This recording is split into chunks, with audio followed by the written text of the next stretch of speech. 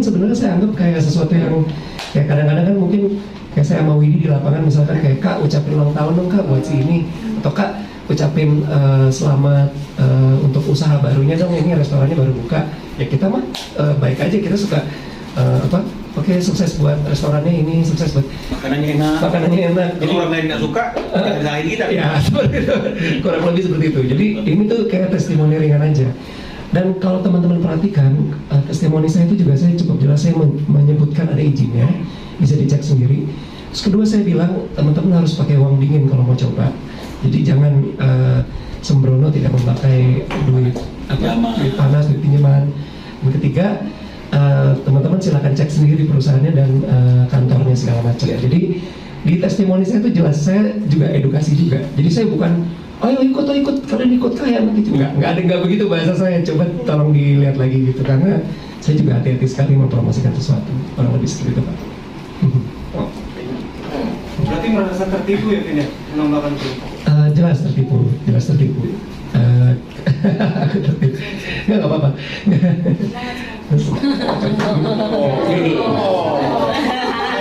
Ini sisterku banget kita gini. Sayangan. Jadi baik banget kan. Jadi memang kalau tertipu ya lebih ke saya bukan ngerasa tertipu, lebih ke terjebak kali ya. Karena teman saya bukan nipu saya sebenarnya. Cuman saya merasa terjebak dengan skema. Gak nyangka aja bahwa ada kondisi yang seperti ini, bukan tertipu juga kan? Ya lebih ke nggak nyangka sih. Karena teman saya bukan penipu, saya bisa jamin. Tapi ya itu seperti itu. Gitu. Kevin, ini kan lu bukan 1 kali 2 kali ya tipu dengan kompetisi sendiri. Kemarin kan lu ngajak lagi Yang dulu ya? Yang dulu. Oke. Ini yang berapa sih kalau boleh tahu?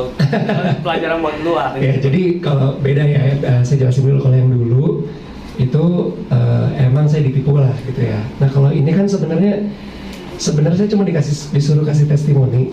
Jadi dibilang ditipu, ya terjebak sih lebih tepatnya, karena ya seperti itu gitu. Tapi memang saya juga mau sedikit mention soal Atta Halilintar ya, sedikit ya, karena sedikit menyimpang tapi ini ada korelasinya. Saya malah juga kasihan sama Atta, karena kan headline-nya juga ada Atta tuh ya. Dia itu lebih kasihan lagi. Menurut saya dia nggak tahu apa-apa soal yang ngasih duit dia itu adalah salah satu orang yang menjalankan net gitu ya. Jadi sampai seorang Atta aja juga kena delik gitu loh. Jadi padahal kan ini sebenarnya saat itu kalau nggak salah soal bandana ya, bandana dia terima ya kan, diterima. Nah itu sebenarnya ya dia juga menurut saya nggak salah, karena dia nggak tahu apa-apa, dia nggak tahu si lawan main ini kerjanya sumbernya dari mana. Tapi ya memang si Mas Rezanya itu sendiri juga udah beri klarifikasi setahu saya. Cuma balik lagi gini loh, jadi harus dibedakan. Kecuali ya saya akan bilang saya salah kalau ini bisnis dari awal nggak ada izinnya, saya promosiin. Nah itu mungkin saya bisa kena delik, karena saya mempromosikan sesuatu yang ilegal gitu loh teman-teman. Ya kurang lebih seperti itu. Kevin, nanti jika dimintai keterangan oleh Mabes Polri, siap ya Mas ya? Siap. Ya, oke, saya senang ditemenin. Tapi sejauh ini udah ada panggilan gitu-gitunya belum? Belum ada panggilan. Ya, jadi sekali lagi saya mau sampaikan, ini sama seperti misalnya perusahaan yang IPO, yang go public. Jadi tentu sebelum seseorang itu memutuskan untuk membeli saham sebuah perusahaan, dia pasti akan melihat itu kan dari prospektusnya. Bagaimana perusahaannya, sehat apa tidak, kan gitu ya. Nah, kemudian kalau misalnya kita beli sahamnya bagus, beberapa waktu kemudian sahamnya anjlok, apakah itu penipuan? Apakah itu penipuan? Nah, itu yang pertama. Yang kedua, kita harus paham bahwa semua bisnis itu pasti ada risikonya. Semua bisnis pasti ada risikonya. Makanya neracanya pun neraca laba dan rugi. Rugi itu bisa disebabkan oleh banyak situasi dan kondisi. Jadi maksud saya kan nggak fair juga ketika lagi untung kita nggak ribut, tapi ketika kita lagi rugi kita ribut, dan akhirnya melihat bahwa ini ada unsur penipuannya gitu. Di mana penipuannya? Legalitas ada. Ya, kalau memang misalnya gagal bayar ya kita bilang aja.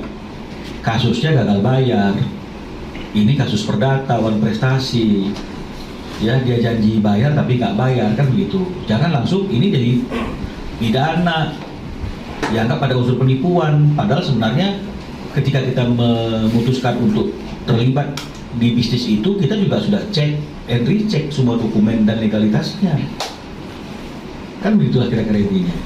Dan sudah banyak dari mulai dari beberapa puluh tahun yang lalu, kasus-kasus seperti ini kan sudah sering terjadi ya, dari mulai tisu, jin, segala macam, banyak sekali yang mulai yang sama atau yang tidak sama. Tapi artinya kan ini juga cukup memberikan pelajaran bagi semua orang ketika dia ingin join atau tidak join dengan bisnis itu, kan dia juga harus lebih teliti dan cermat.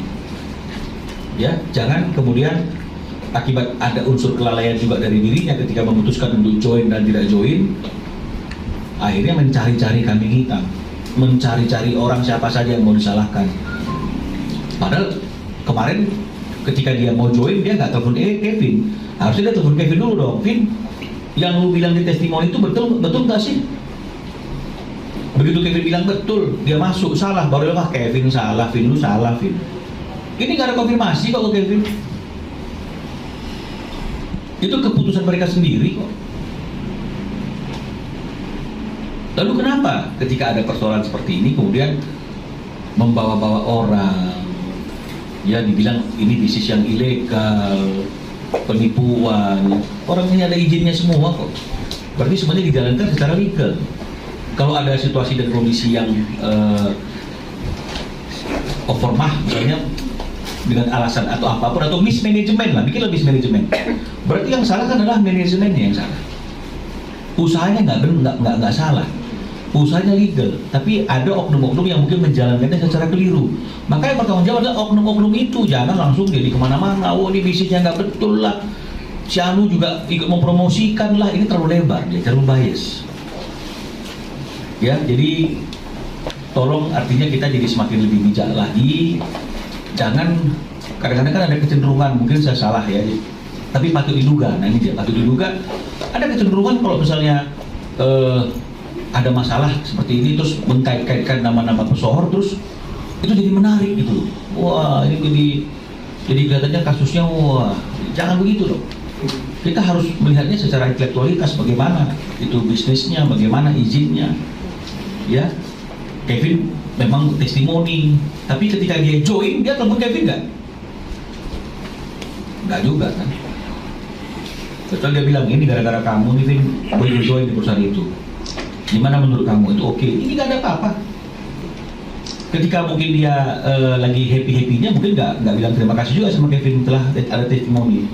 Tapi ketika ada masalah, kemudian dikait-kaitkan, itu akan membuat akhirnya siapapun kita ketika diminta mengendorse ya di IG kita, di TikTok kita, kan kadang-kadang sekarang kalau banyak ininya kan, banyak followernya dan viewernya kan banyak tuh, tolong dong promosikan produk ini, hati-hati kalau saya terima.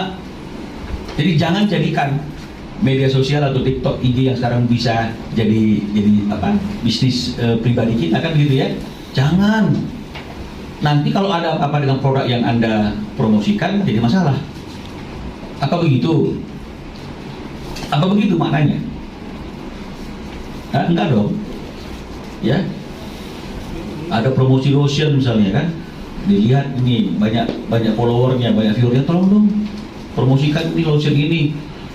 Dia bikin di IG-nya, setelah memakai lotion ini saya jadi makin putih. Tiba-tiba ada orang yang lain beli atas keputusan sendiri jadi hitam jadi. Kemudian waduh, ini penipuan.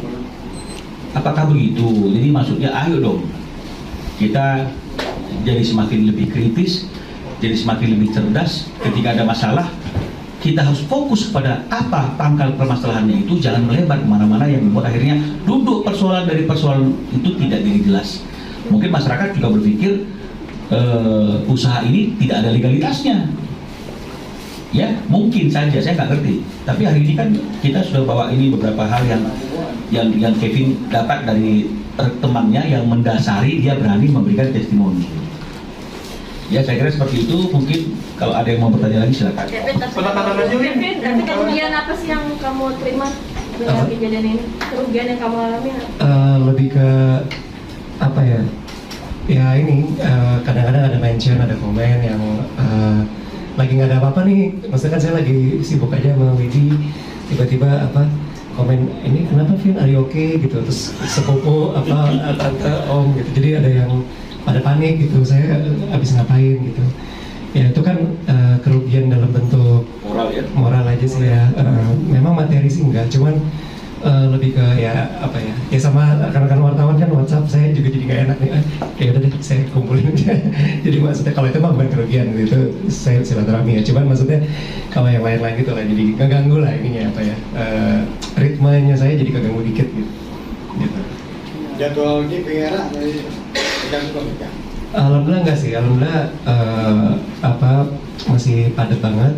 Saya sama Widi lagi roadshow terus sekarang alhamdulillah. Dan apa untungnya yang udah kenal lama juga kayaknya udah cukup memahami saya.